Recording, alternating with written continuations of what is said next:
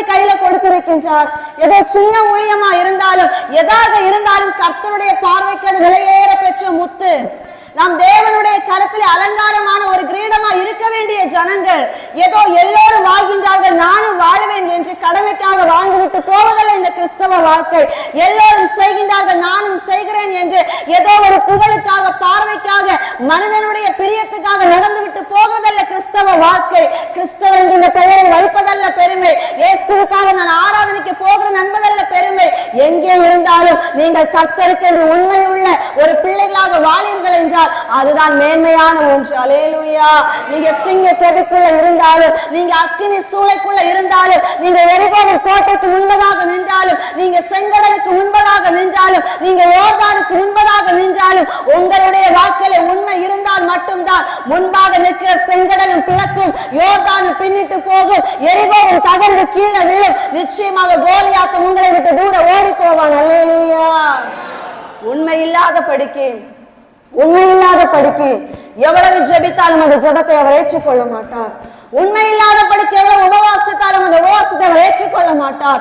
உண்மை இல்லாதபடிக்கு எவ்வளவு காணிக்கை கொடுத்தாலும் அந்த காணிக்கை அவர் ஏற்றுக்கொள்ள மாட்டார். என் அன்பு ஜனமே, உண்மை இல்லாதபடி எல்லா நாட்களிலும் ஆலயத்தில் வந்து அமர்ந்து இருந்தாலும் அந்த ஒரு தொழுகையும் அவர் ஏற்றுக்கொள்ள மாட்டார். என் தேவன் விரும்புவது உண்மையுள்ள வாழ்க்கை.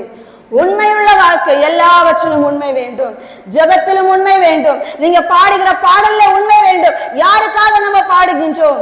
யாரை நோக்கி நம்ம ஜெபிக்கின்றோம்? ஆயக்காரன் பரிசேயன் வந்து ஜெபித்தார்கள் அல்லவா? யாருடைய ஜெபத்தை அவர் ஏற்றுக்கொண்டார்? அன்பு ஜனமே, உபவாசித்து காணிக்கை கொடுத்து எல்லாவற்றும் மேன்மையாக இருக்கிறேன் என்று சொன்ன பரிசேயனுடைய ஜெபத்தை அவர் ஏற்றுக்கொள்ளவில்லை. பாவியான என் மேல் கிருபையா இருங்கப்பா. நான் வானத்தை நோக்கி பார்க்க கூட நான் பாத்திரன் அல்ல. நான் ஒரு ஆயக்காரன், நான் ஒரு வரி வசூலிக்கிறவன். என் கையிலே பாவம் உண்டு, என் இருதயத்திலே பாவம் உண்டு. ஆனாலும் உமக்கு உண்மையாக நிற்க நான் பாத்திரன் அல்ல. ஆனா உங்க கிருபைக்காக நான் வந்து நிற்கின்றேன்.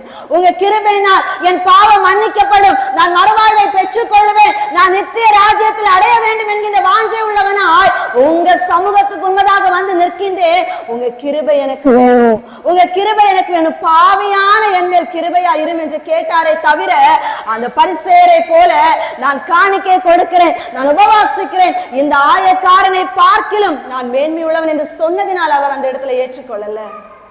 தன்னை தாழ்த்தி உண்மையாய் தன்னுடைய இருதயத்தை ஒப்பு கொடுத்தார் அல்லவா? அந்த ஆயக்காரனை அவர் ஏற்றுக்கொண்டார். அல்லேலூயா. ஜெபித்த உடனே நம்முடைய ஜெபங்கள் கேட்கப்பட்ட விடது என்று நினைக்காதீங்க. உள்ளத்தில் உண்மை இருந்தால் உங்கள் ஜெபம் ஏற்றுக்கொள்ளப்படும். அல்லேலூயா. கொர்நேலியு ஜெபித்தார்,